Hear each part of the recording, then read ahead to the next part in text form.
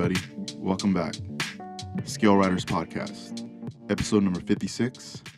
My name is Edgar Vergara. For this episode, my guest is none other than a world-famous lowrider, model, car artist, Jevries, all the way from Netherlands. Very excited about this episode. This is the second time he's been on. It's been a while since we had him on the show, so it's with no further ado, I hope you enjoy this, and let's get into this model talk.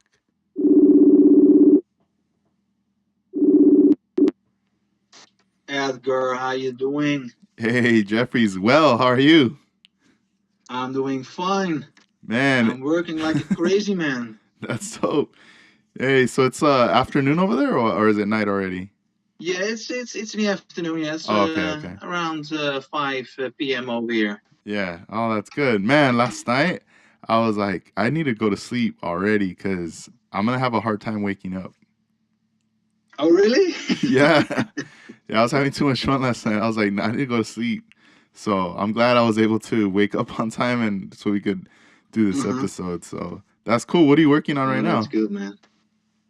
Well, actually, I'm soldering right now. I'm working on Black Magic Woman because I thought I was finished, but then I had this little voice in my head, this little Yoda voice in my head who was saying, "Finish, you are not."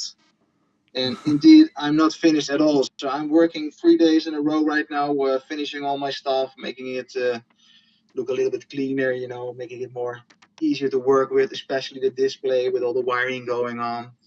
But yeah, I'm still working on it. And I'm soldering at the moment, creating this small circuit board that's controlling the car, so we don't have like a remote control. It just works out of its own. Just switch it on, and it does like its whole routine, which is really cool. But I had to rewire everything because I couldn't fit the interior in. So, but I'm almost done. So Yeah, that's great. So like, as time passes, you obviously probably come across some new tech stuff, new technology, new motors. Do you ever wonder, like, man, I need to go back in there and switch all that up? sorry again because my microphone was off, so now I can hear you loud and clear. I couldn't hear you loud and clear before. So please repeat. Yeah. So I was saying, like, as time passes, do you when you're doing your research, you're gonna obviously come across like some new tech stuff that's gonna come out, new servos, new little motors and wires. Do you ever go like, man, I need to go back and update that car again? Yes, yes, exactly. That's what I'm doing. Especially cars that I really like Boogie Nights and Black Magic Woman. And I mean, the interior still looks horrible on Black Magic Woman, but I'm gonna add new stuff to it, trying out new stuff. And so for instance, I removed the remote, the receiver on Black Magic Woman, and I added this small circuit board to have control out of the zone because it's very nice. You don't have to work with the remote control all the time, or people request, "Oh, can you make it move or anything?" Now you can just switch it on, leave it there, and it does its routine. That's really nice. So yeah, I'm adding new stuff all the time. That's good. How's everything with the alien toy? Oh my goodness! You know what? Uh, it goes faster than I thought it would be because it is very difficult project, especially the whole bed setup. But once I figured it out, it was done pretty fast. To be honest, it's still not finished. I'm not sure if I'm gonna bring it with me. Maybe I will bring it with me, and I have this this little welding guy does a thing on display, but I'm still not sure if I can make it workable because right now it doesn't do anything. I hooked it up to switches, so maybe I will bring a receiver with me and we'll do some soldering in Armando's garage, and maybe make some of the elements work. But still, it's far from finished. Yeah, it looks very intricate, very intricate. Like, Yes, it is. it's one of those things that I feel like once you do that one, it's like anything like next to that's gonna be easy, like super easy. That's because that's too crazy. Because you had to wrap your whole brain around that. Like, how am I gonna make this work? You know what? And you have to come up with the right decision, so to speak, because you can have you have a whole bunch of options, That probably will all work, but I want to go for the most cleanest looking. You don't want to have all the motors noticed when it's in the bed and everything. So you try to come up, you try to squeeze everything out of your brain to make it as clean as possible and to make it work as good as possible. So that's really challenging. And I have to be honest, I had a lot of headaches and sleepless nights over it. I'm like, oh damn, how I'm gonna make this work? And when I go to the city with my wife, she's like, you're not here. Yeah, you're right. I'm not here. I'm just like walking like a zombie on the street, only thinking about how I'm gonna fix this problem. I'm gonna find a solution. And yeah, that's been like for 3 weeks on a row like that. Yeah, Yeah. it's yeah. Once it grabs me, Uh-huh. I'm consumed by it totally. Dang, nah, I hear you. Like, I know what you mean. Like, you'll be traveling or going to a store, but it's like physically you're there, but your mind is like at home on the project, you A know? 100%, Yeah. 100%. I've had that Yeah, happen it's like too. It's like almost like you're blacking out in a way. Like I'll be having yeah, a conversation with somebody, like they're telling me like let's say where I'm at work and they're telling me like, "All right, you need to do this, this and this at work." All right, cool. And then they start talking about something else, and as I'm staring at them, all of a sudden in my mind like I'm thinking about like my model car. And then once they're done talking, it's I'm like, something like that. "Wait, what'd you say?" And it's just like it's like a blackout for a split second or something. It is. I mean, if you walk like that on the street, I'm like, I have to pay notice to the traffic lights or to the signs or whatever. But Mm. it's like on automatic pilot. It's like that, and yeah, it's like, it feels like a blackout. So sometimes I need to focus on. Okay, I see over there. There's like a bus stop. Over there, there's a tree, and then my mind finally finds its way on the surroundings. It's insane, but it's true. It works like that. It's crazy. Yeah, and for the alien toy, did you have to use like a lot of brass for that project? Yeah, yeah. Because from the get go, I was like, "There's no way I'm gonna do it out of plastic. It's impossible." And you know what? It works way easier and faster using brass tubing because you solder it. It's almost like welding, and Mm-hmm. it's already stuck. I mean, it's fixed. That's it. You don't have to wait for the glue to dry or whatever. And in the end, it's gonna be strong because you don't even have to use the strongest type of soldering tin, but it's going to be strong in the end, and it can handle a beating. And especially when it spins and it folds open, it needs to have some kind of rigidity to it, so it doesn't like all starts to move and everything. But yeah, the brass works perfect. It's the best. I think I'm gonna make more chassis out of brass because I love to work with it. Yeah, we I also have a question. Now that we're talking about the brass, Mhm. on Instagram he goes by AB Works. He asks, "What is the process for fusing brass together?" I'm assuming like welding it. Yeah, well, you know what? I've used both a soldering iron with a well, more like a square tip, not a pointed tip, but like more like a square tip, like a screwdriver tip, so to speak. And I use also a torch, a small torch. And the torch I use for the big basic parts, like if I have like a lot of room in between, like the chassis, one corner to the other corner, you can solder with a torch, no problem. I also use a flux, so the tin itself will like melt. It will like pour nicely over the parts, so it gets a nice a joint. But then you have to be careful soldering all the other points because the heat will, of course, will make the other points melt. So what I do, I use like clips, small clamps, and I clamp it so the heat will be absorbed by the small clamps, and then you can continue your work, and it works perfect. It doesn't have to be a special clamp, just those like those crocodile clamps. Those are perfect. Just clamp it on, and the heat will transfer through that, and you can solder easily without having like loose joints or the solder heat up too much. It works perfect. That's cool. So like I remember like a while back you were working on the grills for your cars. All those you Mhm. inserted brass, right? Uh, yeah, I use a silver. I think it was silver metal or something. So it has like a silver coating, so it was easy to solder. But you can use brass, of course. Okay. It's easier. Yeah, Man, that's cool.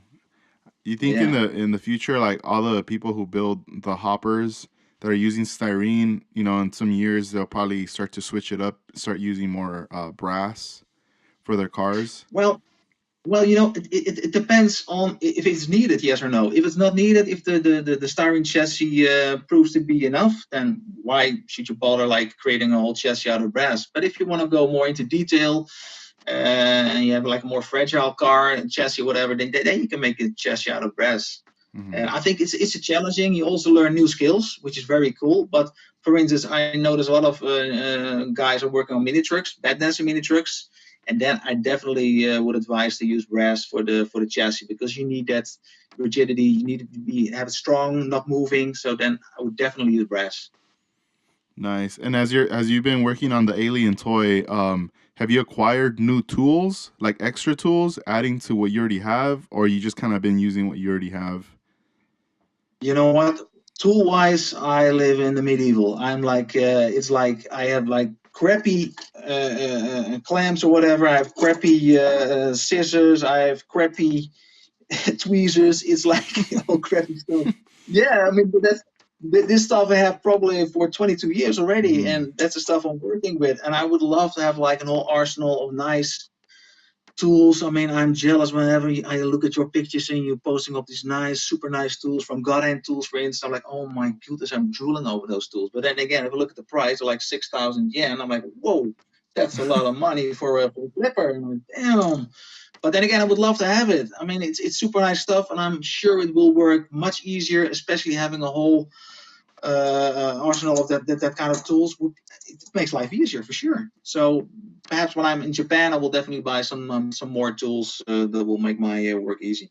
Yeah, I still remember when you introduced to us the God Hand, the sanding pads and all Mm-hmm. that, and Yeah, that's when like the brand was after a while I was kind of like, man, these sanding pads are cool. What else do they have?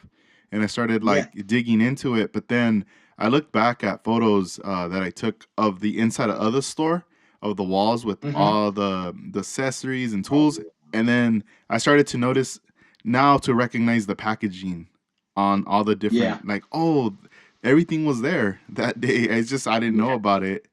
Um, but it's just very interesting. Like now, just from researching, it's like there's all the stuff from Mr. Hobby, the Tamiya yeah, stuff for sure, but then also the God Hand and because remember when we were there, we were like, there's just so much stuff. Like you want to get a glue, but yeah. there's so many options for glue. Exactly. I mean, it's like in the US when I go to Ralph's and I need to get some aspirins. There are like thousands of different types of aspirins. I'm like, what do I need? Like, do I need the orange one or the yellow one? I mean, it's insane. And that's the same with the tools in Japan. I'm like, okay, is this useful for me? Yes or no? It looks similar to this other thing next to it. Is it a different brand? Is it better? So you're totally confused. It's fascinating. I Yeah. get confused all the time. I look at all those tools. No, yeah, it's crazy. Are you gonna be going back sometime this year? Beside, like aside from the Moon Eyes, but like, is there any other month or any other time you would Yeah, like to go? maybe we plan to go in during spring, but I'm not sure because there's an event going on in New York, which I probably will attend, and it's in April. So we're probably going to go to New York and maybe afterwards to San Diego for the Chicano Park Day. Not Okay. sure though. That's what we planned. So we mixed it up a little bit, and it's going to happen. We probably only go this year to the Moon Eye show. Also because we've been in Japan lots of times, like many times already, and we need to keep it like special.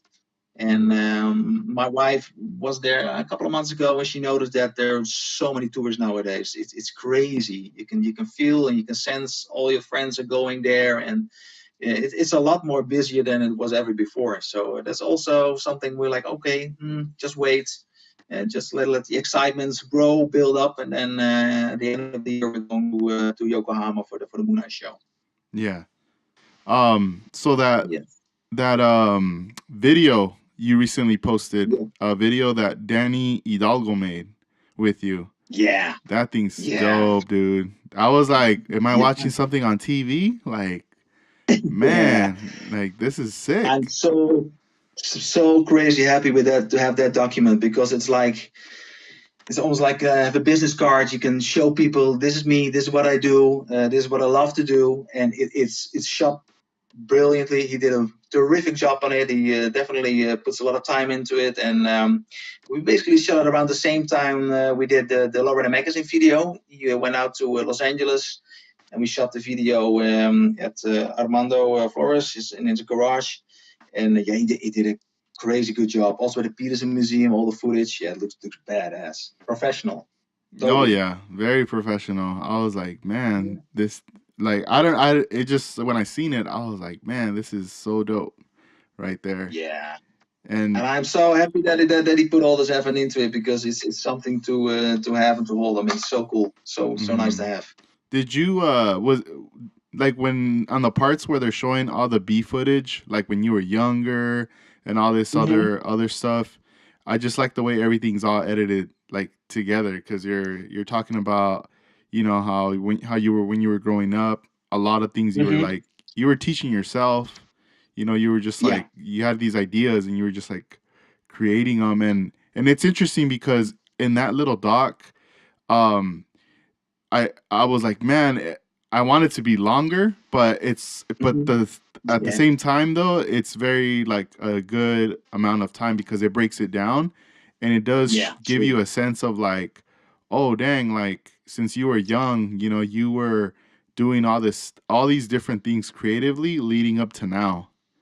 Yeah. It's Exactly. because it's not like oh I picked this up like a couple years ago or a year ago No. and I'm here now, I'm here on the stage. It's like nah dude, you've been doing this for a long time and Yeah. leading up. Yeah. Yeah. That's pretty Exactly. that's pretty cool. It was very Yeah. very interesting. If you guys have not seen it, um it's on your YouTube page, right? So we get No, it's direct not people on to my see it. YouTube page. Is it on It's on the Danny's? YouTube page. No, it's on Spirit Juice, but you have to follow the link Okay. either on Danny's Instagram account or my Instagram account. We both posted the links in our profiles. Oh, nice. Okay. You'll have Yeah. to send me that link too so I can share it as well. Yeah. I will, and I think he will probably share it soon on Facebook and on Instagram as Hmm. well. I think on what do you call this Instagram TV, right? Yeah, he's gonna Yeah. post it on there as well. But he just wanted to give it some time. First post on YouTube, and then follow up posting it on Facebook, because sharing links, YouTube links on Facebook and Instagram kind of sucks. Hmm. So he needs to put it out on Facebook as well. No, yeah. Nah, this is cool because it gives like you're at the forefront, pushing the hobby more and more and putting it Mm-hmm. out there.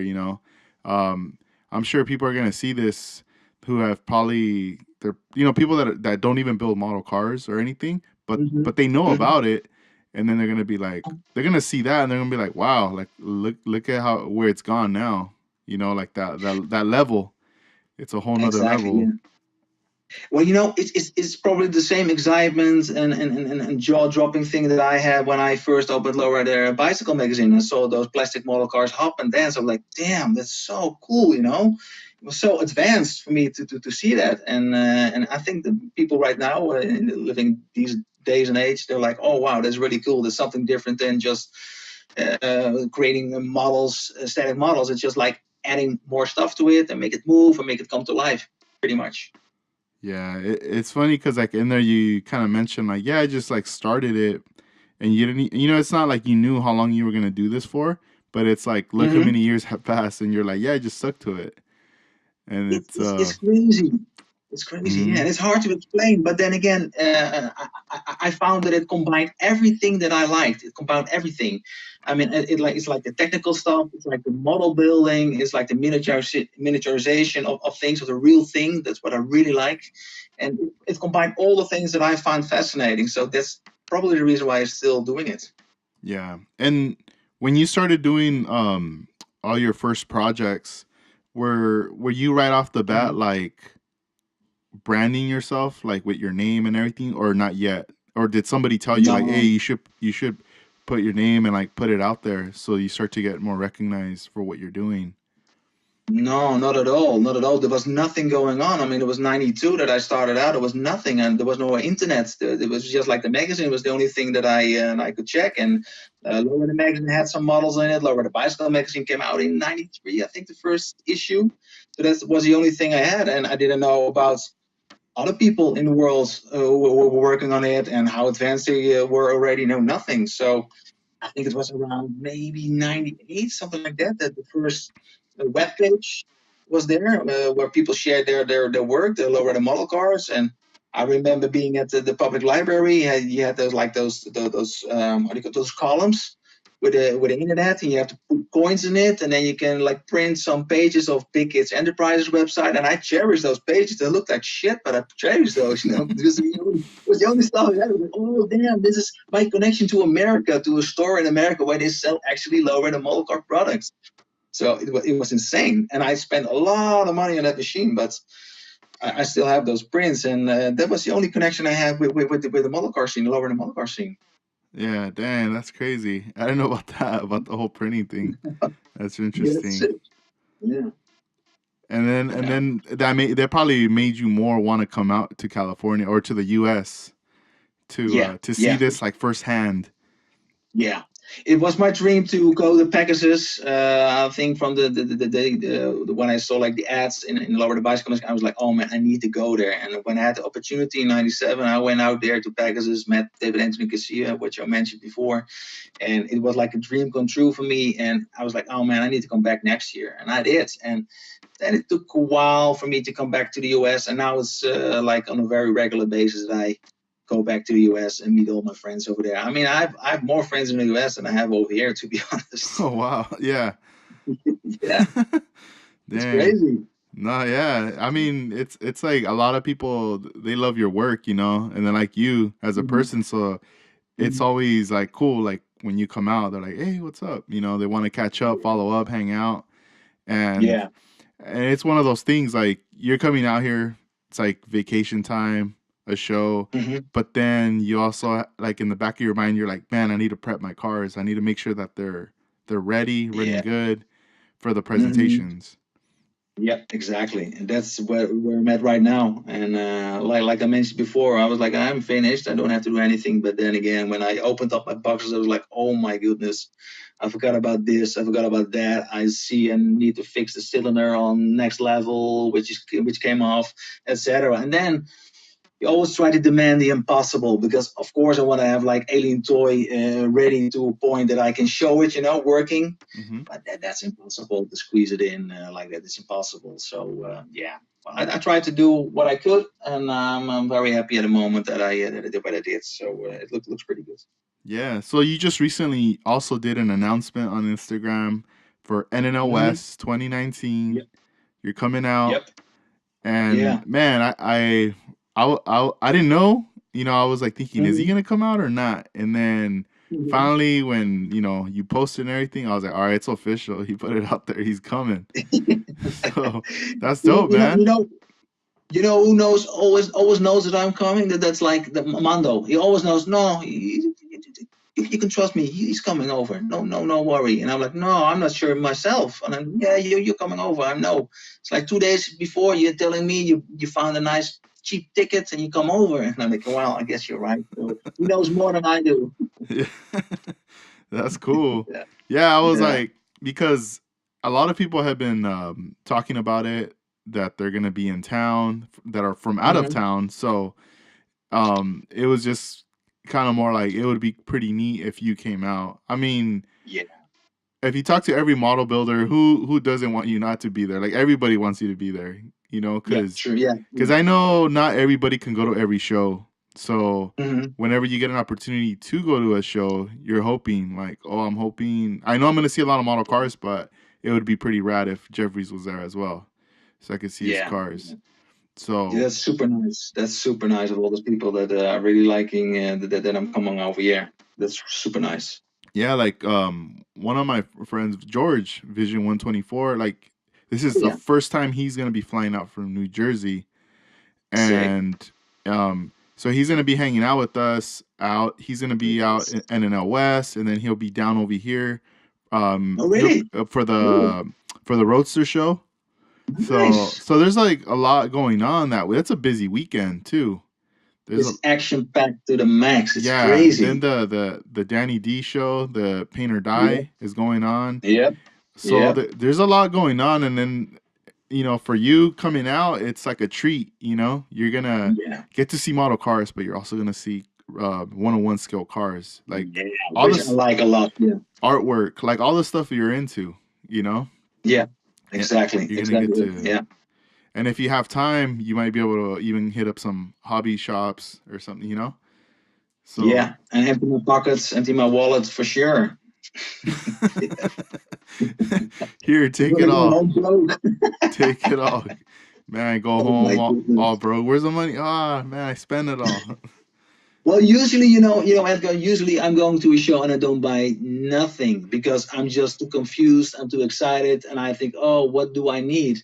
And Hmm. then I start to think, I want to have this shirt, but I never forgot about the shirt at the end of the show. The last show I bought something was at the Moonlight show. I think it was that small, the toolbox, right? Oh You yeah, bought as well. that That's the only thing I little bought. case. Yeah. Hmm. Yeah, and nothing else. But there was so much nice stuff that they sell over here. But I could use a couple of sweaters because it's super cold out over here. So I could use a nice sweater. Probably gonna buy one at the Roadster show. Yeah. Does the weather, since it's cold outside, does it have any effect when you're working in your studio, your workspace? I have a nice heating system, so I just turn it up. And right now, I think the last couple of days it's freezing cold over here. I think next week there's going to be some ice skating on the canals going on. So I will be happy to be in warm California, sunny California. That's for sure. Yeah. Yeah, it's gonna be a trip. Like you're out there, and then all of a sudden you come out here. It's just like a big change, another Yeah. world, and then you go back. Like you're like, oh man, that happened so fast. Can't believe. It's always like that. I mean, like Christmas. Do I remember Christmas now? No, it's like months ago that it was Christmas. It's crazy how fast things go nowadays. I mean, there's so Hmm. much information you absorb every day that looks like it's already a year gone by. It's crazy. It is. Yeah, and Yeah. at the same time too, it's almost like have you noticed on YouTube too, like the videos before they used to be Hmm. very long, like Yeah. 20 minutes, 10 minutes, and now as we're getting hit with so much information, our attention span is getting even smaller.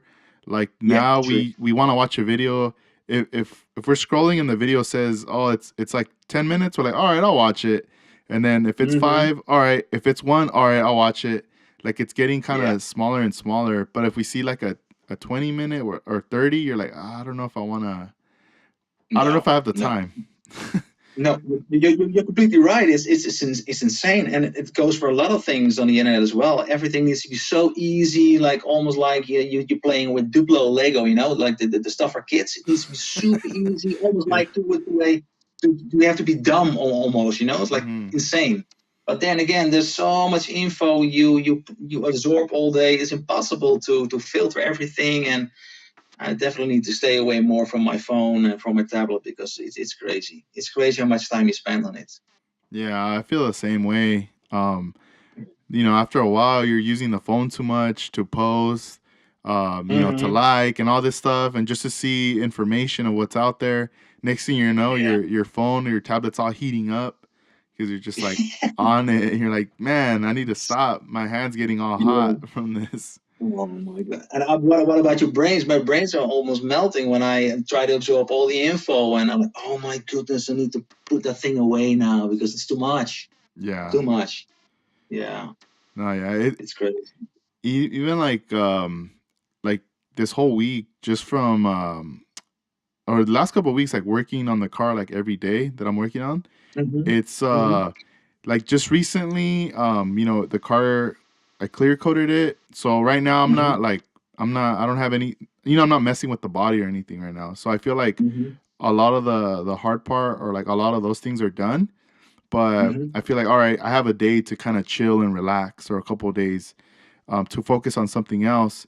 But what's crazy is that stress that I had before of Mm-hmm. like the timing, making sure everything's, now that it's kind of gone, all of a sudden Yeah. I woke up and I started to feel like I was getting sick. It's weird. Exactly. Yeah, like I know exactly what you mean. my throat's like getting sore, my nose is getting stuffy, Same. a mild headache. I'm like, wait, what's going on? Like, I shouldn't be getting Damn. sick right now. Like, I want to go to a show like a week from now. It's the same thing I have always, especially before I travel out to a place. I'm always like, feeling like ill, and what was you telling, like a sore throat and everything. I'm like, oh no, I'm not gonna be ill. But you know what? It's always the same things. I'm like, oh, okay, this is stress. I'm used to it. It's always the same thing. Yeah. I was Yeah. talking with Luis Javier Cano, Mm-hmm. and then he tells me like, "Man, I don't feel good." I'm like, "What do you mean?" He's like, "Man, my head kind of hurts, you know." And then he's just like, "I just don't feel well," and I'm like, just take a break then, dude. You've been at it like every day, all day, Yeah. working on your cars." And he's like, "Yeah, it's because I need to get this. I want to get this one ready for NNL." And I'm like, Yeah. there it is, dude. You're thinking about it a lot, you know. Exactly. Eh, Yeah, you work like feverish. I mean, it's insane. You can feel your body temperature is rising. Like, oh my goodness, and there's so much tension and stress going on. But yeah, and then when you stop, then you feel your body like, oh no, my body tells me it's too much. It's too much. You need to quit right now. And Mm-hmm. exactly what you're saying, what you're telling. I mean, if you just take one day off, it's enough for your body to energize, your mind to energize again, and you can work on it. But it's also that feeling of losing control. So if you're not having your work in front of you, it's hard to step away from it. It's really hard to step away from it. No, it is. Yeah, because he said he did take a day. He's like, yeah, I took a day. I'm feeling better. And I'm like, all right, cool. And I told him, yeah, you need to stay away from the glue, from everything, the accelerator, you know? It's like Yeah, we're using this stuff every day, and all these yeah, vapors, they're just like yes, kicking in. And yeah. I recently bought this mask for a breathing mask. Yeah. It's not like a big 3M mask with the filters Mm-hmm. Mm-hmm. that you use for like spraying or painting. This is like a smaller, like sleek mask that you can wrap around. It covers your mouth and nose. And Mm. I got it from Coast Airbrush. And Oh, I it think I it, have one of those as well. it looks really interesting. It almost looks like those masks that people wear when they go out running or like exercising. Yeah. But this mask, I recently purchased it because I know for a while, since I've been like working on my stuff in the room, I'm always like, Mm-hmm. smelling the glue and all these vapors. And I started to think, well, this mask, it looks comfortable, and let me Mm-hmm. order it because maybe I can just wear this for a while as I'm working, or if I'm working with resin, Yeah. because it's a lot tighter, like the way it covers up. And I think it's only about like $30 for the Is, for. is, is is that the one made out of neoprene? It's like I that think so. flexible stuff, the foamy Yeah. stuff, and you wrap it up. Yeah, I well, Velcro on the back. Mm-hmm. Yeah, yeah, yeah. Yeah, I have this well, the one as well. But the only thing is, I need to get a new filter because it comes with separate filters, right? Yes, yeah. It says that you can Yeah. buy like separate ones to replace after a while. That mask is the best thing I ever bought. It's you know what? It's only because I don't have a filter that I'm not wearing it a lot of times, but it's Mm-hmm. superb. It has a nice fit, and it works perfect. I love that thing. Yeah, because I remember for a while thinking, should I wear my 3M mask? But I'm like, that's too big and Mhm. bulky for Yeah. this. I want something Yes. more comfortable. If I'm gonna spend like an hour or a couple hours working on something that I know it's gonna Exactly. require like gluing, because even when you solder, all that's like Yep. smoke, the smell of that. Yep. I remember, It's not good. yeah, back then, like soldering, like trying to like learn how to do it in the room, and all this Mhm. like smell. I'm all smelling it, and I'm like, man, this smells crazy. And I remember Luis had sent me a photo image of this like light, and in the Mhm. center it had like a tube, like a vacuum, where Yeah. when you're soldering. I think you had sent him that or something. I sent him that. Yeah, He was because he like, was check. worried about it. Mm-hmm. Yeah. He's like, check this out. And you know what? I'm planning on ordering Yeah. it. And you know what? Louise actually got me worried because I was like, okay, I'm soldering for, well, most of my life, and I never thought about the fumes and everything. And he was like, yeah, well, you have to be careful. And so I looked up on Google. I'm like, damn, you need to be careful because, yeah, of course, you inhale all this tin stuff and all the other stuff you use, the waxy stuff. It's Mm-hmm. not good for your health. No. So I'm gonna order one of those definitely. What I do now, right now when I'm soldering, I just blow it away with my mouth. Yeah. Just have like not the vapors in my face because that's the only thing I can do right now. Uh huh. Yeah, I remember a while back seeing like a little fan that you can attach to your Mm-hmm. desk. but Yep. it had a knob where you could control the speed of the Mm-hmm. fan. And I remember it being like, oh, I need that to have on my Yeah. desk so that way I have it blowing really low, just enough to kind of Yeah. just push that stuff away from me and towards the window. Exactly. But Yeah. I remember going back to the store and being like, all right, I'm gonna get it, and it's like they were all gone. And now the ones I see, they're all huge, and I'm like, nah, that's Yeah. not what I want. No. I No. regret Well, it. you can find them online. I find them online, like on AliExpress. I mean, they carry a lot of stuff, and it's really cheap. And I think it's only like $20 at the most. You can have more advanced ones, but I'm gonna go for the simple, easy one. Just have that fume blown away from your face. You know that's the most important part. Then you will be safe. Yeah. Yeah. And have you already made your itinerary? Like what is it that you're gonna be doing coming out to California next week? Like my schedule, or Yeah. Like when do you get yeah. here? I'm gonna be there and landing Tuesday evening at 6:30 at LAX, and I'm gonna go to Amanda Flores' house. I'm gonna stay there, which I'm very grateful for. And Wednesday I'm gonna relax, and then I think on Thursday, Cass from Bastards Japan, he's coming over to Armando Flores' house, which is really cool because we both met Cass a couple of times in Japan, and then we're gonna hang out. And Thursday we're gonna go to the Roadster show, if I'm not mistaken, for the build up, because they're gonna build up stuff, and definitely want to be there. I love that when they're putting all the cars, preparing all the cars, setting up all the displays. That's really cool to see and watch. And Friday we're gonna leave, I think in the morning, to up north to Santa Clara, and stay there and hang out with the guys from Down the Scale. And then Saturday, it's a show. It's a show, the NL West. And well, after the show, we're heading back to LA again. And then next day, Sunday, is going to be the Roadster show again. I think we're going to participate. I'm not sure with the model cars. Yeah. Yeah, and then after 2:00, hopefully everything will be done, and we're going to Danny D's place where he has his paint or die contest thing going on. So that's busy. Have you ever been to that show that he does? No, and not even to the Roadster show. And I'm really looking forward to the Roadster show as well. Oh man, you're in for a treat, man. You're gonna see a lot of cars there at the Roadster. Good. It's really good. My plan for the Roadster show is like, I am gonna bring my Merc. I want to set it up, and then I want to like take pictures of the model cars and chill, say what's up to some people, and then after that, I just want to like get lost in all the cars, like just roam around, because time's gonna go by fast, and I know that we're only like the plan. If we want to make that Danny D show, we gotta leave, at a certain time, so this way we're able to do both things. Yeah. So it's like the place is big, but I mean, you just gotta you'll take your time if you see a car you really like, because you want to take some pictures, absorb it, get some ideas. But there's lots of beautiful cars there at that show. Yeah, it's pretty much the best of the best that I've heard. It's the best of the best from all kinds of categories. Yeah, I really like that. Yeah, and for the Danny D show, I've never been there. I've only seen photographs from previous years, and it looks very interesting. A lot of cool art. Yeah, there from people. Exactly. I'm not sure if there are any cars outside. I thought I read something about show and shine, so I guess there's some cars set up outside as well. I'm not sure. It's in a different building, different area than last year, I've heard from Mondo. So yeah, and then I was looking at the weather too. It looks like this week now it's gonna be nice and sunny. I don't think I don't think there's gonna be no rain at all, because we did have rain all last week.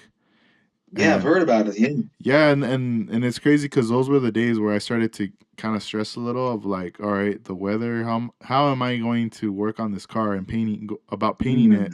Because the room where I paint, water got all over the floor, like it just like flood in there, and I got a broom, I swept it out or whatever, but still it was very humid in there, and when you smell it, like just the smell of water and moisture was in there. So it's all, I mean, now it's gone. It's all dry in there, but I did have to take everything out, compressors and everything. I had to get it out of there because that's good. Yeah, it was just smelling And how about the crazy. clear? I saw pictures of your car, the wagon. It looks beautiful, by the way. Really Oh, thank stunning. I you. love the whole combination of the gold, the pagan gold, and the flakes on the bottom, and it looks beautiful. So how did you go about like clearing it? Because of the humidity, it can be a problem, right? Yeah, well, we got lucky because that day with the clearing, the cars, my car was already prepped, like it was ready to be cleared.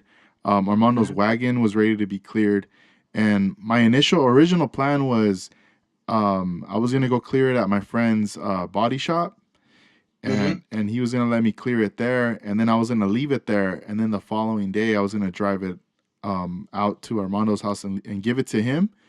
Yeah. Um, because he was gonna go take his car and my car to Mercado to get them pinstriped. Yeah. Yeah.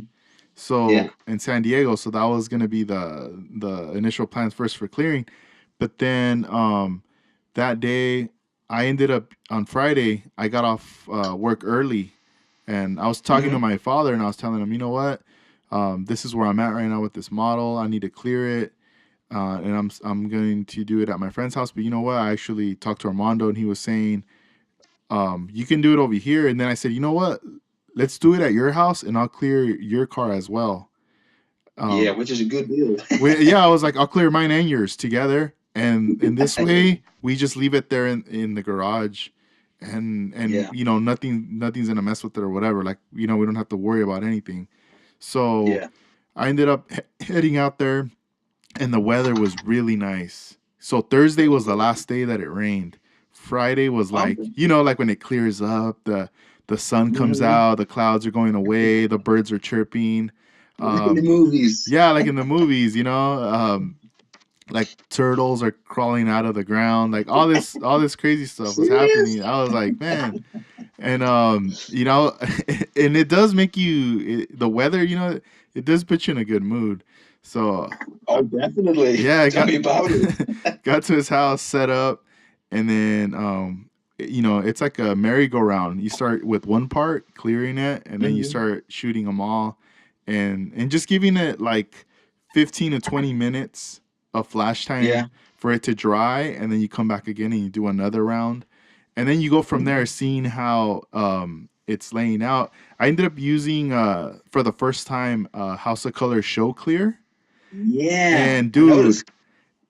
there's a big difference from the show clear to the other House of Color. It's called the bottle. It says UC35 Yeah, I was wondering clear. about that. If there was actually like a difference, but there is, right? Yes, yes. So the more like I started looking more into it, and House of Color produces like three clears, and Yeah. so far from what I'm understanding, I mean, if somebody knows more, they can correct me later. But it looks like there's three levels of clear. Show clear being the highest, and then it looks Hmm. like the flow clear is like the second, and then the UC35 is like the bottom one, like the beginning one. Okay. And it is a little less expensive than the show clear. Um, Yeah. but I did notice when I was adding like when I was doing the mix and I was adding the catalyst is a little thicker. That Okay. because it's the number is catalyst KU 152 for this one, and the one for UC35, the catalyst is 150, but it's more watery. Oh, So I was okay. telling Armando, hey, this is a little thicker, and then also the clear. When I was getting the clear out of the bottle and transferring it, I noticed that clear was very like glossy, really thick, but Hmm. like in a nice way. It was just something that I was like right off the bat, you could just tell like, man, this is gonna be like it's really like a premium clear. So But was it hard rating? Is it because it was more thicker, or doesn't it matter? Or? it just looks very like glossy. I don't know. There's just some like Mhm. I don't know. There's just something about it that when because I've always used the UC35 clear all the time, Mhm. and I Yeah. thought like, oh, this is like the best stuff. But then when I Yeah. used the show clear, I was like, whoa, this is like something else, you know. And somebody had told me a long time ago, like, oh, you might not want to go with the show clear. I'm like, why?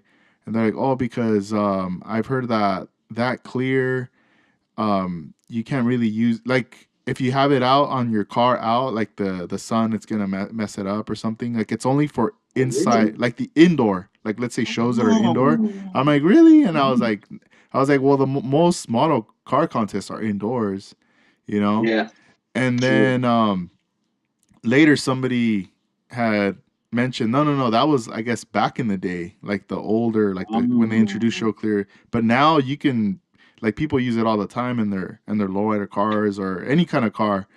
um and exactly, because it would be kind of weird if you make like a clear for cars. You can't have your car sit outside in the sun, hmm and then it will all fade and it will all get dull. I mean, yeah, that can be real. It because can be real. I know that House of Color has I forget, I don't know if it's like a pink or I know they have a color that they say on there Hmm. that this color is only for indoor. It's not for Oh, outdoor because it's really? so bright. I Oh, guess like wow. you're gonna be driving and you're gonna probably cause some accidents because it's so bright. Blind people. Sick. But That's sick. man, when I was laying out these coats, they were Hmm. just laying out really thick. And I like to, like these first coats, I like to pull I'm using the double action airbrush. I like to pull it all the way back so it's open. Okay. Yeah. And so it lays out and it flows out. And then once I come back around a second and a third time, um, Yeah. it just starts to build up and it lays out nice. One issue I've always had with the UC35 clear is like when I Mhm. have flake laid out, you need to like bury the flake so this way I see. it flows with the contour of the car. Yeah. And there's been some models in the past that I've done where I shoot over flake where the flake, it's still like you can feel the roughness of the flake, Hmm. and it's almost like the clear shrunk. And Yeah. with this one, dude, nah, like I hit it and it ended up burying it and it flowed where it's just like there you won't even really, you won't even be able, from seeing it from pictures, like Uh-huh. there's no flake like popping out. It's just like it's buried in there. Wow. Wow. So is it actually like a thicker version of the other clears, or do you think it's a totally different version? I It is think thicker. it is a little thicker than the other clears Uh-huh. for sure. Yeah. Yeah. And Yeah. I mean, for me it's more like going forward, like this is all I'm going to use for the model cars, Yeah. I you understand know. that. And Brilliant. I want to clear more stuff because I want to really get it down where um you start to like master it. And then once you learn Hmm. that, then after a while, you want to like perfect it. I mean, it takes a long time, but I do Hmm. want it to get to a point where, like let's say you have a new car that you need clear, like I can clear it for you, you know. Thank you. Like I any will look like into things, that. things like that, like that, Yeah. that you can have the confidence to be like, all right, I'll give it to him. He'll Yeah. he'll clear it for me. Exactly. And That's good. it's gonna look like I want it to be at a certain level, you know. Yeah. But I love it. It's just something about clearing under the light and just seeing, it's like magic seeing it just come to life. Exactly. If it works out, yes. I mean, especially when I look at your model car, I'm like, holy shit! Almost looks like plastic wraps. It looks super clean. But when I clear my stuff, and I have to be honest, I never used any of that nice House of Color clear. I always use like from a can. And at first it looks super nice, like wow, that looks nice and wet. But then like after 5 days, I'm like, ooh, that doesn't look good at all. I mean, it's all dried in, and now I think I have to add another coat, maybe another coat. But it will never be as shiny and flashy as the clears you use from House of Color or any other automotive professional brands. Yeah, the flake that I used for this car was the Tropical Glitz flake, Mm-hmm. and Yeah. it's this one. Let me see here, because a while back he had mailed me 4 bottles of gold, different shades of gold. Mm-hmm. So there was a fool's gold, 24K, 14K, and a gold rush. Oh, And wow. I remember a while back asking him, I was like, "Hey man, do you have gold in a point zero 0.04?"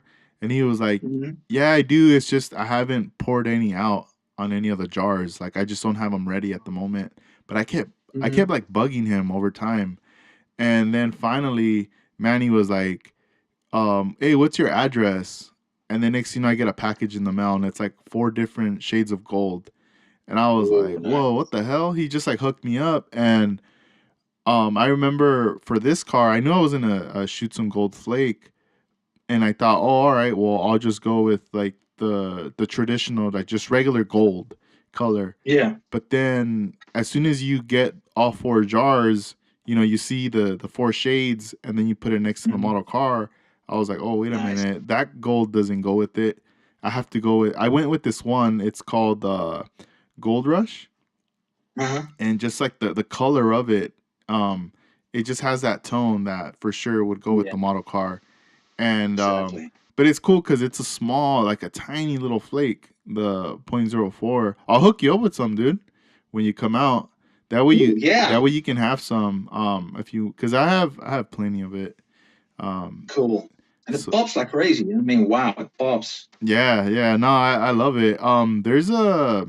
There's another flake that's like a .04. It's a Danny D Ghost Flakes that are Mm-hmm. also put out by a different company called Paint Huffer, Uh-huh. and they have some nice the ones that they came out for him. There's like a lilac. There's one that's called, I think, Buggy Down or something, Buggy Hmm. something. And then there's another one Okay. that's like a green. So it's ghost flakes, but inside there's like tiny little, like you can see the shimmer of one that's like purple, another one that's blue, and another one that's green. Nice. But Nice. Super nice. yeah, I think Armando used the lilac one. So some hints. You'll Mm. see it when you go to his house. How Yeah, I'll there's like definitely check it there's out for sometimes sure. like really like ghost flakes in there, really tiny, that look really Nice. Yeah, I nice. noticed it. I noticed it. And he was like, "Oh man, I hope people will notice it." I'm like, "Hell yeah, I can notice it." And the picture does. So I think in real, you will definitely notice it. Yeah, there's a lot of effects, a lot of stuff he's using on that car, and Yeah. yeah, it was crazy. Like when I was clearing it, I was like, man, like everything, is just popping. I was on a roll. Like it's almost like I wanted to clear more stuff. Like just keep bringing me Yeah. stuff, and I'll shoot it right now. I was having a lot of Man, fun. I should have prepared some cars. Damn it! If I only knew. Yeah, if you could, if you would, hey, if you have time, bring it. No time at all. No, no, no, no, no. Only one day left, and I try to relax a little bit tomorrow because there's a lot of stuff. Uh-huh. I still need to send out a lot of Chrome stuff as well that I have when I have played it. So, oh man, there's always so many things to do. Yeah. Are you gonna be in the future producing more of the 1/18 scale wheels? Yeah, maybe because the thing is with creating all these parts, especially the wide wheels, it takes so much time to finish them. I mean, the casting is one thing, but then cleaning all the spokes, have to poke every spoke, cleaning all the flash. It's a crazy madman's job. I mean, I can understand some people stepping out like, oh man, it's too much. It's so much. It's so time consuming, and then you need to cast the rubber tires, the white walls, and you have to put them on racks and them out for chrome plating. And I'm very lucky to finally have found like a very good chrome player in Poland, Mallory's. He kindly offered to chrome plate some trees for me, and he also did the 3D printed parts, which I was really surprised about that he could, because a lot of chrome platers out there, vacuum chrome platers out there, they refuse to do any 3D printed parts because it will never turn out great. But when I got some wheels back that Hank did back in the days, and he chrome plated them, I was like, "Holy moly! It is possible. It looks beautiful." Mm-hmm. Because he told me, yeah, it's not that difficult. You only add like a slightly thicker coat of this first coat, like some clear coats, and then he covers it with the vacuum plating, and it just covered it like a little bit more thicker, and it looks beautiful, really beautiful. So now I'm really confident in having my 3D printed parts chrome plated as well at his place. Yeah, it's funny because my friend, he was out at the swap meet recently, and Mm-hmm. he gave me a 1/18 scale. That picture I sent you of that Impala, Yeah, yeah. and that's why when I was hitting you up, I was like, oh wait, because I remember seeing you posting the wheels, but I was Yeah. like, well, what, like I would love a set, but I don't know what I'm gonna put them on. And then Uh-huh. and I then see. and then it Yeah. became one of those things like he's like, hey, check it out, and I was like, oh, that's dope, dude. And then he's like, maybe you can paint it like later, like take it apart Yeah, and take off hell yeah. all the chrome trim and everything, and then just Mhm. paint it and put it all together. But I Yep. was like, yeah, but I need some wheels for that. Uh-huh. And then I thought, oh, the 1/18 scale wheels that Jeffries does. And then I even had shown that image of that Impala to Alvin, and Alvin told me the same thing. Hit him up. And I'm like, let me hit him up. Let me see what's up. I don't know because it's been a while since he'd had post them. I Yeah, was like, they sold out quickly. I mean, it was fast. I mean, it was like a couple of days, and they were all gone. And basically, all my stuff went out of the window super fast. So lucky for me, good for me. But then again, now I know there's a huge demand, especially on the 1/18 scale wheels, because mhm. there's so many beautiful diecast cars out there. Yeah, Even the 1/18 racing cars that are out there. I have like the Lincoln I have over here, and the Cadillac. They look beautiful, and the wheels look stunning on it. Super beautiful. no, yeah. I was like, man, I think I'm gonna keep an eye out. So next time, I'm definitely gonna need one for this car now because I mean, I Yeah, like how it Mario, no looks. problem. I like how it looks all like not custom, stock, but I Mm-hmm. know it makes a big difference once you change the Oh wheels. yeah, definitely. It changes the car completely. Once there are wide wheels on it, it's like whoa, and there you have it, like a lowrider immediately. Yeah, looks Yeah, super nice. and I don't really have like I'm not a collector of diecast. I don't have nothing against Mm-hmm. like diecast. Mm-hmm. I like it. It's just I see them and I don't I don't really go out and buy them or anything. Mm-hmm. But I know down the road I would like there's this Murky got me too, and on that one I'm like, oh, I'm painting that for sure. But that thing's Yeah. it's missing everything though. It doesn't even have wheels. It doesn't even have like Mm-hmm. no seats, no nothing. So I started to think, well, I'll work on the body, and then I'll paint it. I'll probably even add some styrene onto like gluing onto the body, Yeah, sure. Yeah, sure. and I don't know, Yeah. just kind of go from there, kind of cross it over, I guess, combine I them. mean, there's so many possibilities with the 1/18 scale cars as well, and there's so many options and models to choose from. I mean, I checked out this guy's work in Japan. The guy with I think with the Mercuries. He did the custom Mercuries. He did an amazing job on those. So I think there's lots of possibilities creating a beautiful car using a 1/18 scale resin or diecast car. I mean, no harm in that. No way. Dude, If it's custom, it's custom. those were nice. Those ones he had, Ooh, like at yeah, Japan. beautiful, beautiful, those beautiful. those were tight. So now, Yeah. now that we're in the new year, 2019, looking back, Mm-hmm. like when you look back at the past, like the last, let's say the last 5 years or 10 years, Yeah. like, do you trip out on like how things have evolved or changed from then to Oh yeah. now with scale Yeah. modeling? Oh yeah. Definitely. I mean, there was like a low point after the low forms. There was like went up and went down again. And now I can see a steady base of people working on lowrider model cars, and it's growing. And you see a lot of people creating parts for it, wheels especially. It's like you see one guy after the other creating new wheels and tires, and 3D Scale Parts does also a terrific job in creating his parts. So yeah, the demand is high, and it only tells you that there are lots of people interested in creating these cars, which is super nice. I mean, it motivates me to keep on going and create new stuff and more stuff, and eventually hope to explain and teach people how I'm doing some of the stuff I'm creating. So yeah, it's super nice. There's so much going on right now. It's crazy. Yeah. Do you kind of see it as it's almost like a while back, like how we were talking about how like the scene for skateboarding, how Mm-hmm. it was like big, but it was like an underground kind of thing, Yeah. and then it kind of chilled for a bit, and then all of a sudden it just like skyrocketed up, and it's been at that pace, like it's never gone, it'll never go back No, down, never. like No. No. it'll still continue on. Yeah. And yeah, I feel like I see it like being like you said, like just keep going. Um, like more and more people for painting, they're doing more graphics, and people are starting to get familiar with, oh, okay, you got to cut tape really small. This is what you use to cut the tape to lay it Yeah. out. These are the components like the paint to use to be able to create that. People are starting to get more asking more questions as far as to like what Yeah. clears to use. Now people are big on the wheels. You know, Yeah, Be- definitely. Yeah. before it's like me, like I wasn't paying attention to the scale of the wheels or what. I was just like, oh, cool, I'll buy these wheels either from Pegasus or Hopping Hydros, and these are the ones I'm rolling with. You know, Yeah. and Yeah. and now it's more like, everybody's being very particular, like, you know that's kind of big or too small, like I want it to Yeah. be a certain size, and it's cool because more people are being, it's more educated on it.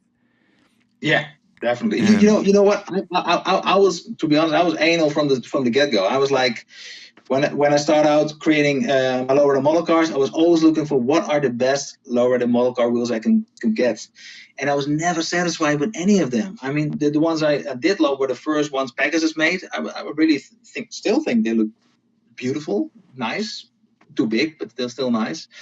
And then they went on, and then the spokes became flat, and I'm like, why? Because they already had like the perfect wire insets, look pretty good. But I was never pleased about the size or the look of the wheels, so that's what made me decide eventually to create my own wheels, just to look for parts to combine it and to create my own wheels, because I was never satisfied with them. hmm and then even then, like when you were creating them, there wasn't a lot of options as they are now. No, not at all. No. Because yeah, I feel like, even like your tires, the ones you do, like when I look at like the ones I have on like my 67, and then just Mhm. some recent ones that you had sent out, I'm like, dude, these things are beautiful. Like just something about them is very, very special. You could tell there was a lot of like work, that went in behind that. And I have other wheels too that I've purchased from other people as well. And there's obviously a like a big difference, but there is a lot of options. Like more and more people they're trying to get to like your tire, I feel like. Yeah. Well, what I notice is that they're creating a very low profile tire because it looks beautiful on the wheel. It makes the wheel also look tinier, which you understand. But then again, I like it to be a little bit more in proportion, so the tire matches with the rim, so it doesn't look too bulky or too thin. And another thing is, I don't really bother about the spoke counts. I mean, it doesn't have to be 72 spokes or whatever. It needs to look good. That's the most important part. And when you work in scale, it's totally different from trying to apply it from 101 model to a 125th scale model. It works differently. Everything works different. It's like the shading, the sun, how it hits, how the light hits it, it's different. So you can measure all that you want, but in the end, you will not end up with the best results because you have to play with it. There are small dimensions that you need to change, need to alter to make it look good. And yeah, that's like a mission on itself. Yeah. Like I like it, I like that more and more people are coming out with stuff because they're taking a risk. Yeah, me too. They're going, you know Yeah, what? definitely. I'm gonna do my take. I'm gonna try to produce something, and people are supporting them, picking Yep, stuff up, and that's like also some more motivation to it to continue on, exactly. producing more stuff. And I'm Yep. excited to see Mike 3D scale Yeah. Mike out because Yeah. he's gonna be out in NNL as well. Cool. I'm just excited to see how his booth is gonna be because like last year, he that was when I finally got to meet him in person. Hmm. He had some stuff out, but during that time was when he was like introducing. He had some showcasing like the small plaques that he was Yeah. printing, but from that time all the way to now, like within a year, there's been so much stuff he's been printing and showing, his Yeah. renders and everything of what he's been doing. That now I feel like he's gonna have like a table just full of stuff that people are gonna Oh be yeah, like definitely. whoa. And yeah, he creates many different parts, which I really like because they look beautiful. And what you were saying, I mean, the renderings alone look beautiful. So I mean, I can't wait to check out all the new 3D printed parts, but also GPS Customs. His wheels are really thick as well. I have a couple of those, a set of his wheels over here, and they look superb. And he's coming out to the NL West as Is he well. coming out? Oh, dope. He was there Yeah, last year. yeah. I didn't. What's crazy is that JPS Wheels was there, and Mm-hmm. Alvin picked up some wheels from him, and I had no idea. I remember like walking around and seeing like I think I had seen his booth, but I didn't see the wheels that he had purchased because I think he Mm-hmm. sold out of them. So it was, Yeah, I can imagine that. yeah, it was like later. Alvin was like, check these out. I was like, wow, these are dope. Where'd you get those? And he's Yeah, just like, oh, the JPS wheels. He was over there set up. I'm like, what the heck? These are yeah, tight. I missed out. yeah. Jeff does a great job, and he has so many different wheels that he's working on, like even the big scale wheels, like the donk wheels and the wire wheels. A lot of new wire wheels he's coming out with, and they look beautiful. I mean, they look super professional, and I think he coats them with outlets. I know many people use the Molotov chrome pans, the refills. He uses outlet, and it looks beautiful, it's stunning. So I think he's trying to get in contact with my chrome plater in Poland. He wants to send out a bunch of his parts to see what he can do with it. And I think if he does that, I mean, it's a winner for sure. If he gets them chrome plated like that, it's gonna look badass. Yeah, damn, that's dope. And for you, like, what's your influences now when you're, you know, Um, Well, at the moment, I'm like, well, of course, I'm really busy with Alien Toy. That consumes me, that consumes most of my time. I'm really leaning towards building another mini truck. I think I'm going to build a 110 scale soon. Also want to build a 112 scale new Impala hopper, because the ones I have are okay, but not as good as the one I sold to Danny years ago, which is featured in the video. I love that one. It's still one of the best pieces I ever did. So I want to build that, but I have so many plans. I mean, the list goes on and on and on. I always tell people I need an extra life. Definitely, I need an extra life, because there's not enough time to create all the stuff that I want to create. There's so many things that you can do. But I yeah, still dig the old school style, the 70s style that Armando is also busy with. I really dig that style. I also want to build a bomb, a big mm-hmm. scale bomb car. That's something I really want to do, because it's something I never built, a bomb, and I love bombs. So that's still and also the display. I want to add more life to the display. Oh man, there's so many things to work on. It's crazy. Imagine if you had like a full time job aside from what you're creating. Hmm. That would be kind of crazy. Like you had no time. It would kill me. Yeah, You know what? full time job and twins, two babies. No. That's why we don't have kids. I mean, we are the kids in the house. We are the Yeah, kids. My wife creates the dolls. I create the model cars and dolls.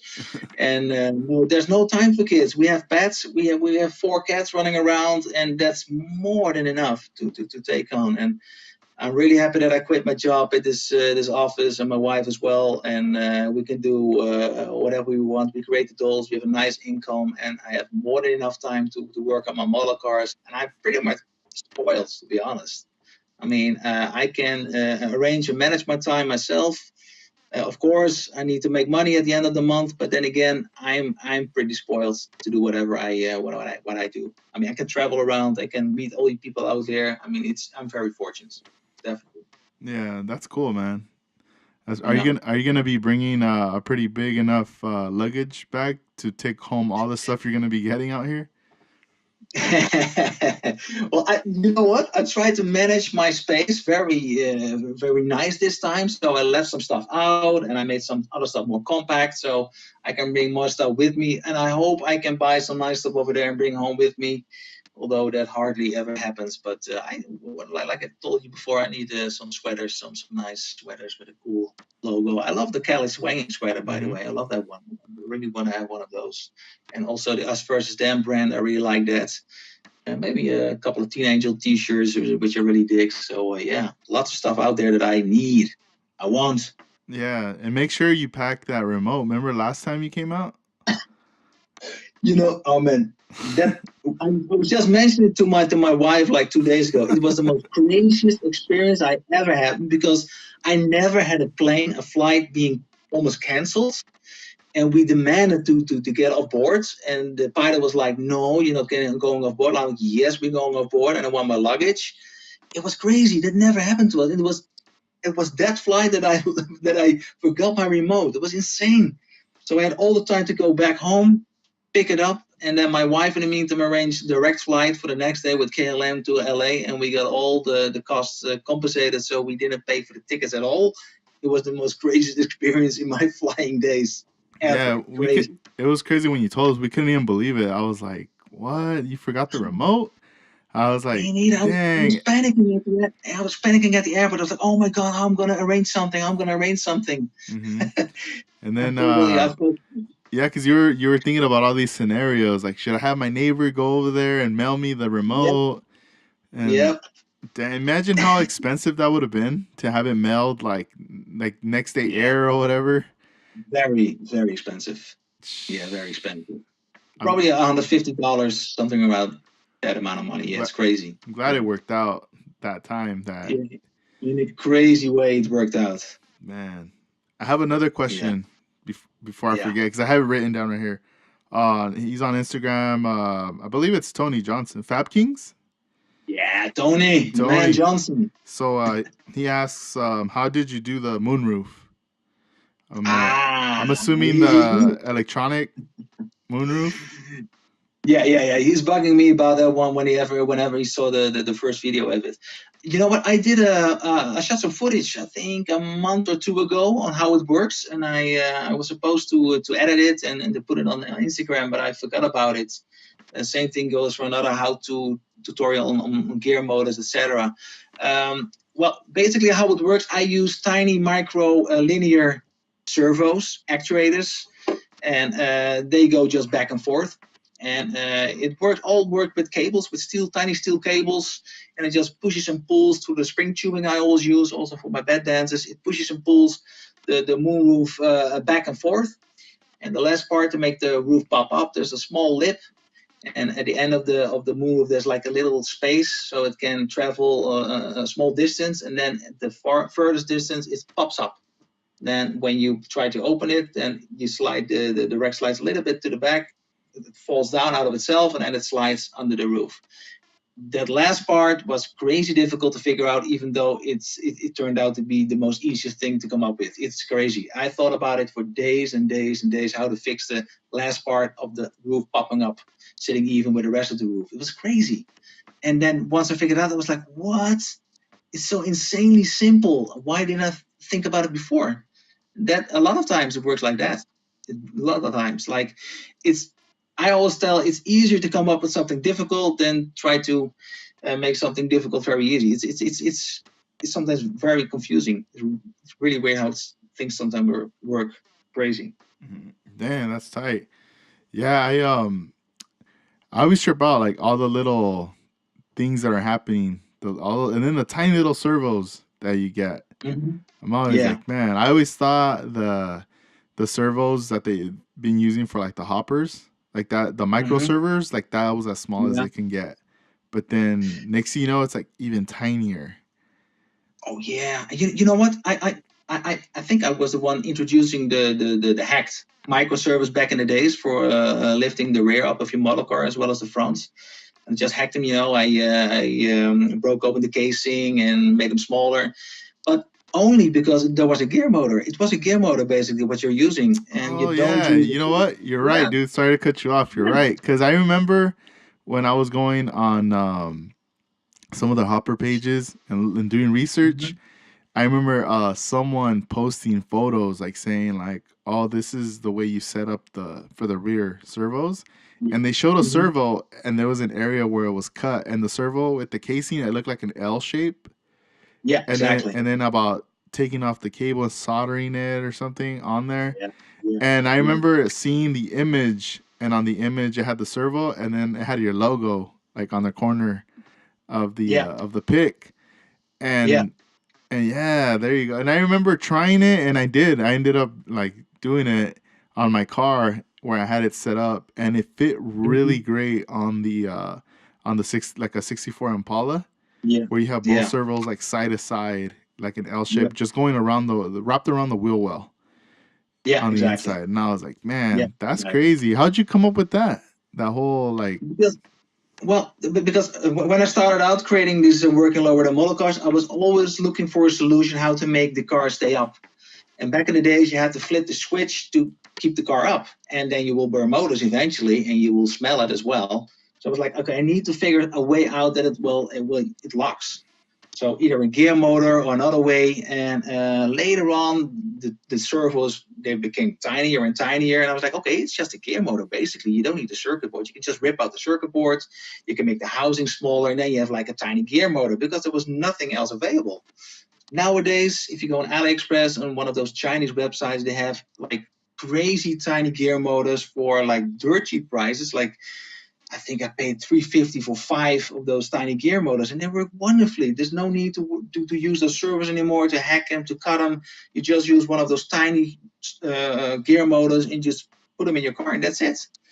And they have a wide variety of gear motors, bigger, smaller, tinier, and not all those gear motors are right for your model car projects, because some don't have enough torque or are too slow. But once you figure out what to use, I mean, there's no going back to servos anymore. No way. Dang, that's pretty neat. That's tight that you did that. Imagine if you wouldn't have put that out, it would have still been a mystery. It would have took a while for people, because I know that was my blueprint at that time when I seen that person post that stuff. I was like, all right, let me try it, and it worked out. It worked out. Yeah, it worked perfectly, and I have it still on a lot of my old builds. I still have those servos working. Works great. But yeah, like I was telling you, I mean, nowadays you have so many more options to go with. So yeah, there's no need to hack all these servos up. Damn, that's cool. What's your favorite out of all the cars you've done electronics on? Which one's your favorite? I think it's always the one that's the most complicated, but I think it's next level, the Bad Dancing truck, because it has so many features, so many motors inside, and still works flawless. Only have to do some minor work on it. And also the Cadillac works flawless, rolls and steers beautifully. Boogie Nights, same thing, although the movements of Boogie Nights are way more subtle than on the Cadillac. That's also something you have to consider on a model car. I mean, you have to exaggerate the stance and the movements a little bit more than it would be on a real car, because it's in scale. So you need to see something more happening than you would think. So you always need to exaggerate a little bit. And on Boogie Nights, I think I need to exaggerate it a little bit more to have more of a bigger effect. But yeah, Boogie Nights I really like. And now working on Black Magic Woman with a computer processor that doesn't need a remote. I really like that. Well, it's super nice, because you can just put it on your display, you switch it on, and it does its thing all day long. It looks beautiful, like going up and down sideways. It has a moonroof opening and closing out of itself. It works beautifully. That's cool, man. And also wanted to tell you, congratulations on the feature on Lowrider magazine. Yeah, thanks so much. And I really want to thank Armando Flores for making it happen, because without him, I think there would have been no interview and no nothing. I mean, he presented me to Joe Ray from Lowrider magazine, and he's like, okay, we're gonna send Stephanie Bueno out to do the photos and do the interview, and we spent all day shooting the photos and everything. And I was super happy that Armando arranged that for me, and it turned out to be a really cool article. The one thing, though, is that we can't view it online, because in Europe, it's the Lowrider magazine website is shut down for European viewers. So we need to use like a how do you call that thing? Like Windscribe, VPN. So we need to have VPN to check it online. But I think in the April issue it will be in print, so I can finally see it on paper. And I mean, it's sick. I mean, after all these years, to have like an article, an interview in Lowrider magazine is like super. It's the best. That's cool, man. I'm looking forward to picking up the magazine once it's out. Yeah. I want to have that on print, and can't wait.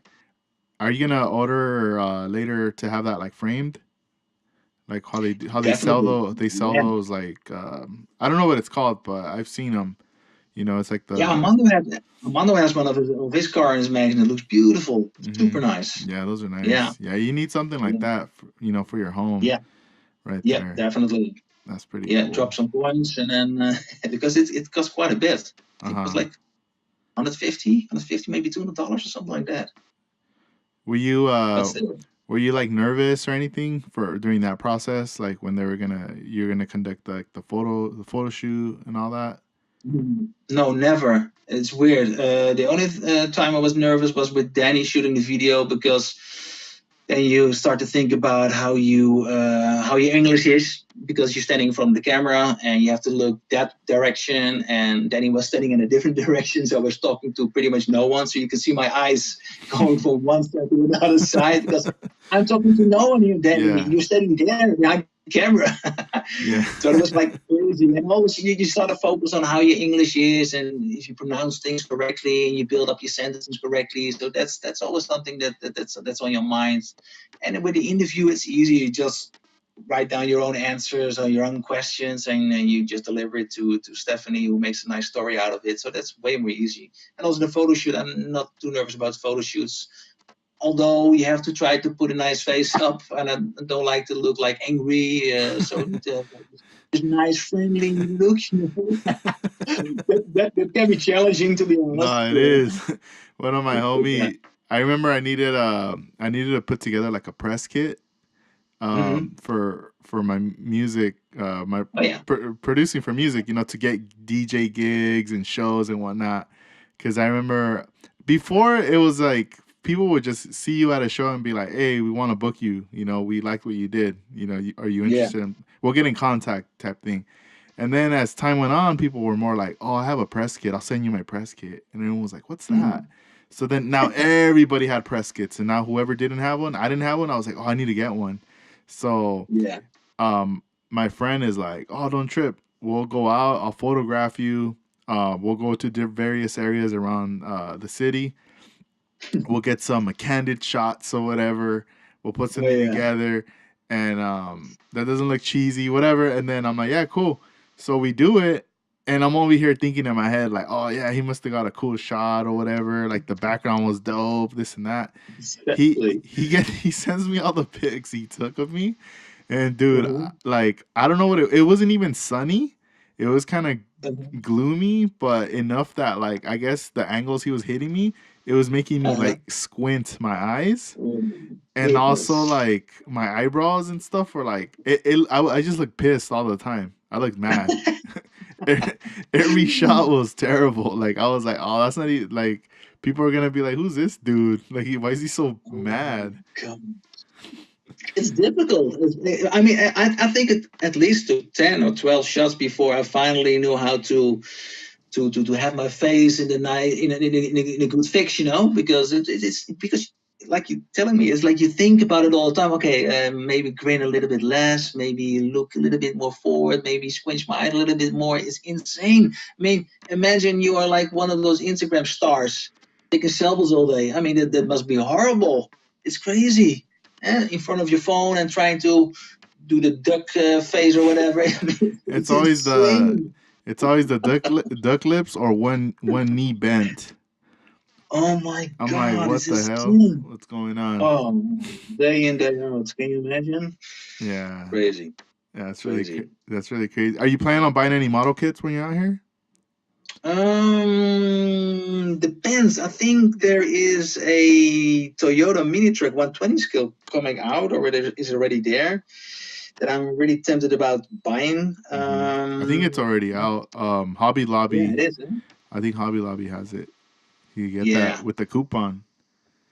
Ah, nice. I love coupons. We don't have coupons over here. Oh, we don't have a lot of model. No. Hardly any coupons, hardly any model kit stores around here. So we'll be happy to go to Hobby Lobby with my coupon and buy one of those. But there's also another car that I'm really interested in, is a 110 scale RC body. It's made by RC4WD or something like that, 4-wheel drive. And it's in pre-sale, and maybe around the time when I'm in the US, it will be out. And it's beautiful Toyota. It's the same car that Israel Garcia had back in the days, back in the 90s, which was a famous bad dancer. And I would really love to create a replica of his mini truck, and it's the perfect model for it. So hopefully it's out when I'm there and I can pick one up. It's beautiful. That's cool. Then you're going to have lots of neat mini trucks once you have them all done in the future. Yeah, you know what? It's weird because I never was like into mini trucks, but then when I saw like the bed dancing thing, I was like, damn it, this is so cool. It's so over the top, but so cool. And I mean, a lot of people ask me, yeah, but why does the bed spin, or why does the bed go side to side? I'm like, because it's hella cool. It's fun. I mean, it's so cool to see all the action and the movement going on, also all the techniques that are involved to creating those racks and those scissor racks. It's insane. I mean, it's so cool to see. So that's what made me go into building medium trucks, Yeah, and I still love it. I still have a love for it. no, they're nice. What trips me out is how the bed, like you have like on your blue mini truck, it's just dancing, and then Mm-hmm. when you put it back in place, like when you sit it back down, even on the road cars, how it never. I'm always at fear that it's gonna hit that back window. Or Ah, it's gonna hit the body, you know, like it's gonna yeah. the weight of it, the Mm-hmm. motion and the like the gravity of it is the Yeah. momentum is like boom, and it doesn't. It just fits flush, Yeah. psh, psh, all the time. Yeah, exactly. Yeah, and you know what? If you notice that those competition bad dancers from back in the days, from back in the 90s, they cut the front half of the bed, like the undersides. They cut it because otherwise it would slam against the cabin. Mm, So they cut it. So most of those bed dancers from back in the days, they cut that piece off. And even on Alien Toy, they cut a couple of pieces, like on the fronts. When the front tilts, they cut a piece off because otherwise it would hit the cabin as well. So it looks dodgy, but then again, sometimes it's needed to have this action going on, and it's fun to see that they all did all this stuff to make it happen. And yes, I still love bad dancing. It's super nice. And with Next Level, I mean, I was very lucky that it worked out like that because I was hoping that it would work like that, but the gravity going on and the bed nicely sits in place. But then again, you never know. It's always a surprise when you work on it and you operate it. And same thing with Alien Toy, having everything fit. It's insane. I mean, all the parts that fold open and it's crazy. And then make it all fit and have it in place. That is really difficult. But I think I have it down right now. And I think when I get back home, I will finish it because there is an exhibition going on in April in New York. Ruben Ortiz, that's the artist that travels with Alien Toy, the real Alien Toy, across the country doing exhibitions. He's doing an exhibition in New York in April, and they asked me to bring my scale replica of Alien Toy with me to wow. showcase over there. So that will be an honor for me finally to meet the artist and hopefully also meet the creator of Alien Toy, which is Sal Munoz. He's Hmm. from originally from Guadalajara, and hopefully I will meet him as well. And otherwise, I'm going to meet him probably in San Diego in April Yeah. at Japan Park because he lives in San Diego, if I'm correct. So yeah, it's Dang. going to be an honor. No, Yeah. yeah, that's amazing, dude. Congrats. Are Thank you. Thank you. do they still have the car, Alien Toy? Do they still Yeah, own it? yeah, yeah. Okay. They still have the car. Before it was named the Wicked Bat. It was like a Hmm. red, like a magenta.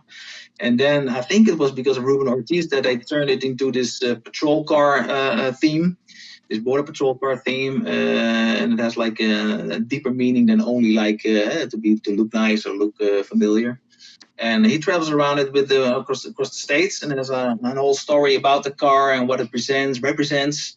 It's really interesting what the car is meant to. I mean, it's still there, still working, and it's crazy after all these years. Yeah, just preserved. And Yeah, yeah. did when you did you get in contact with them as far as like showing them a glimpse of look what I'm creating, or was it something they kind of came across? Yeah, they came across. Yeah, yeah. That's And then I crazy. finally found out that they were online on Instagram and Uh-huh. some movies as well. And now I always tag them in my posts, and they Nice. commented it. He actually commented on it on your repost. He commented on your. He's called Comanche. Okay. Comanche. Yeah, that's the guy who built the Oh, original truck, yeah, yeah. and he really likes the progress, and he's really felt honored that I'm creating the replica. And yeah, it's so exciting. I mean, I've never been that excited about a build than Alien Toy because there's so many. It's so technical and so many moving parts going on, and I'm so happy that I'm able to make it all work in the end. And it's Yeah. a super nice build, super nice build. When back in the day, did you ever watch that movie Short Circuit? Yeah, I did. But remember how like Short Circuit, like how he was created, and then they had him, like I guess it was like a warehouse or the lab where they Mm-hmm. had him, Mm-hmm. and you know he never explored the world or outside of that room Yeah. until there was that scene where he looks out the window, and he starts to see cars and all this stuff, and it's almost like he started downloading all this data in his head of like, whoa, Yeah. what the heck? And then he escapes and he goes into like, it looks like a library or some store, and he's going crazy reading all books and just tossing them in the air one after the other. And then, Yeah. after a while, like, as a kid seeing that, it was like, whoa, like electronics, like Mhm. he's all moving around and everything. And then I remember at some part in the movie, I don't know if it was part 1 or 2 or so, but I remember that they created what was his name? Was it Short Circuit? Or Oh, I wanted to say Gizmo. Johnny Oh 2013? yeah, I think or Johnny number 2013. 5 or something. Yeah, yeah, something like that. Number 5. Yeah, So yeah. I remember that there was a part in seeing a clip in the movie that they made like little miniature like replicas of him. Like Cool. they That's look like sick. Yeah. toys, like something they were selling at the store. Like they were small Yeah. and they had all the gears, everything. And Sick. I don't know why I'm bringing this up, but in a way, like right now that you're talking about like alien toy, it's kind of Hmm. reminding me of that for some reason. Like the way of thinking of a replica, or just like how cool it is to see a big life size car, and then all of a sudden you see it in a miniature.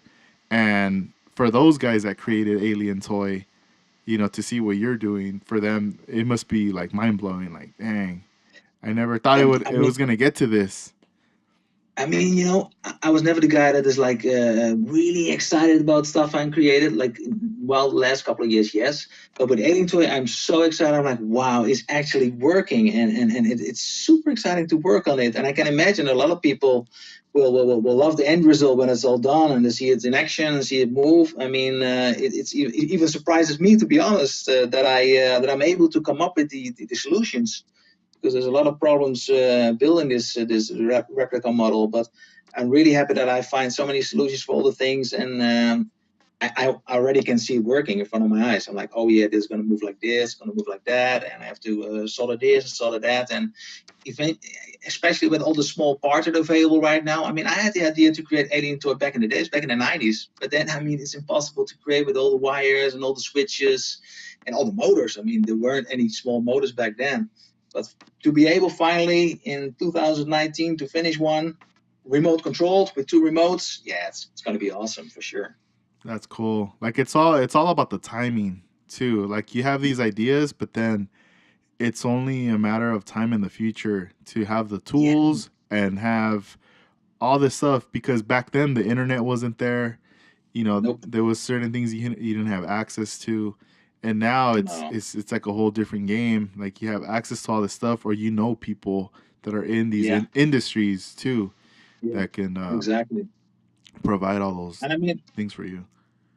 I collected all the videos, all the photos that I could find on Alien Toy on Instagram, on Facebook, on YouTube, and I studied my butt off to try to figure out the whole how the whole setup works, especially the bats. And even then, with all the pictures and all the videos, it still was like crazy difficult to figure it out. And then you have to do it in slow motion, step by step, to see a different kind of angle, to see, oh, it flips differently than I thought it would, or it looks different than I thought it would. And there's so many, especially with all the weird angles, it's really weird to figure out how everything falls open and back again. But and it was like a step by step process. I mean, it was like day by day. It was not like trying to cover all the aspects of any toy at once. Just okay, I take this point, or I'm going to work on the front. That's the first thing, and then I'm going to step it up to the more difficult thing of creating the bat setup and figuring it out day by day. So usually it was like I came out of bed, I jumped before the computer, and I watched the video, watched the picture, and hopefully it absorbed in my mind, and I could see the solution. And finally, everything, all the parts worked out, and I got it down to where it works pretty good at the moment. Yeah, I had the motors inside the bed setup, and it all folds open. So yeah, it's super sick. When people are going to see it, I think they're going to love it. They're going to trip. That's cool, man. Yeah. Damn. 2019, that thing's gonna be done. Yep, definitely. That's April, like, hopefully, I think it will be done. Yeah, yeah. yeah, It's going to be cool. that's cool. I hope you're able to finish it before April, just so this way, Mm-hmm. it's not like the last minute like stressing out like, oh man, I see. you know. You know how it goes, Edgar. You Yup. know how it goes. It's Yup. always the last minute. Always stressing out. Yeah. No, yeah, it is. It's There's always crazy. something to fix. Always. Yeah. No, Yeah. that's true. Well, I look forward to you coming out, man. We're gonna be Yeah, seeing you looking pretty forward to meet soon. all you guys out there. Yeah. Yeah, it's gonna be nice having you out here, and then especially for all the people that are gonna be at the show, to get to see you too. Yeah. That's gonna be pretty rad. And it's going to be cool to meet a lot of new people up north as well. I mean, I met a lot, made new friends online as well with people up north, and they were really happy that I'm going out there and meet them and talk to them.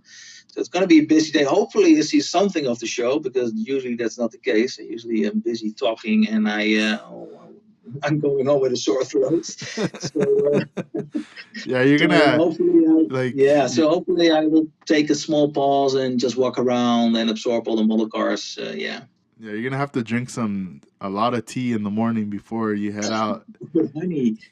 Yeah, with some honey, soothe the throat. You'll be all right. Yeah, remind me of that, please, Edgar. Remind me of that. No, I got some really dope ginger tea. I'm gonna give you this thing. Oh, nice. This thing, I had just had some. Well, I've been drinking some right now in the morning, and it bounces you back. Like it's. Oh. I think it's a product from Japan actually too. It's these little packets. You just like they're ready to go. You just pour it in the cup, hot water, bam. Yeah. You drink that thing. Yeah, we have the same thing over here. I think we have the American brand over here that's with a bear. Sitting in this chair, and we have that brand over here. It works really well. Also. Yeah. You know that one? The old school one? Yeah. It's perfect. It gets me all relaxed, sometimes sleepy if you have the right tea. So that works perfect for me. And I need to relax a lot more than I used to. Yeah, just seeing that little bear on the cover makes you sleepy already. Exactly. Because he's all makes you cozy and all warm and fuzzy inside. Like, It does. Oh, man. Yeah. Well, hey, Jeffries, it was a pleasure having you on the show. Thank you, man. I'm looking forward to seeing you. Make sure you pack everything, make a list, bring everything out. Yeah, I do. I did make a list this time. And before we go, are you going to be bringing any other merchandise to sell so people know? Give people a heads up? I already. Okay. A lot of people T-shirts, sold out. T-shirts. Yeah, you know what? I only have left triple XL. I have only those left. Nice pajamas. Not playing. It's crazy. It's like a blanket. It's insane. A blanket. Nah, cool. Well, hopefully maybe next time. Yeah, next trip around when you come back. So yeah, definitely. I will have a couple of surprises up my sleeve, and that I will bring along with me next time. So it's going to be exciting when I come back next time. Sweet. For sure. Sounds good. Well, this was episode number 56 with Jevries. Make sure you check him out on Instagram, Facebook, YouTube. Man, you're like everywhere. Hey, you need to jump back on Twitter though. I've noticed. I follow you on there, and I check. I was like, man, he hasn't been posting here since like 2000 something. Like it's been a long time. I'm terrible with words. No, yeah, but hey, but you can link. But you can link your Instagram with your Twitter. So there you go. Whenever you post on Instagram, it'll directly, or you don't even have to do it. It'll just shoot it over there. So, I will need to investigate that because there's a lot of model builders in there too from Japan, especially Japan. Yep. Oh, really? Yeah, I'll have to send you some stuff. Nice. The scoop. Nice. Cool. Cool, man. Sweet. All right, bro. Okay, well, you have I'm gonna grab some dinner. Yeah. Enjoy your evening. And thank you. I'm gonna get on over here, and I gotta help my girlfriend get some stuff ready because we're gonna have some people over. And cool. I'm gonna try not to party too hard because I gotta head over later tonight to do a second coat of clear on the cars. Yeah. And that's it. Because Mando is in San Diego right now. Yeah, he's coming back soon. Yeah, he's over there right now. So sweet. All right, bro. Well, take care, and we'll keep in touch. Yeah, thank you. Okay, man. You have a nice day. Bye-bye. Oh, you too. Bye.